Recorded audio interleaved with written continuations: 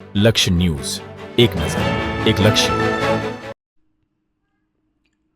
Ahmedabad ગ્રામે LCB ટીમે ચોક્કસ બાતમીના આધારે વિરમગામ ટાઉન પોલીસ સ્ટેશન વિસ્તારમાં વિશેષ દરોડા પાડી વિદેશી દારૂનો વિપુલ જથ્થો ઝડપી પાડ્યો છે. Police inspector આર.એન. કરમટિયાના માર્ગદર્શન હેઠળ એએસઆઈ જયદીપસિંહ વાઘેલા તથા હેડ કોન્સ્ટેબલ છત્રસિંહ સોલંકીની મળેલી ગુપ્ત માહિતીના આધારે ટીમે અષ્ટવિનાયક બંગલોઝ સામે પોપટ ચોકડીથી વિરમગામ બસ સ્ટેશન તરફ જતા રોડ પર નાકાબંધી કરી. આ દરમિયાન મહિન્દ્રા બોલેરો પિકઅપને રોકી તપાસ કરતા ગાડીમાંથી ભારતીય બનાવટના વિદેશી દારૂ બિયર કુલ 2225 બોટલ ટીન મળી આવી, જેનો બજાર મૂલ્ય 7,68,408 જેટલો થાય છે. સાથે જ સામાન મળી 12,88,408નો મુદ્દામાલ કબજે કરાયો છે. આ કામગીરી દરમિયાન આરોપી શાંતિભાઈ રાણાભાઈ રબારીને ઝડપી પાડવામાં આવ્યો છે. સાથે જ કાયદેસરની કાર્યવાહી હેઠળ એક કિશોરનું પણ નામ સામે આવ્યું જાણવા મળ્યું છે.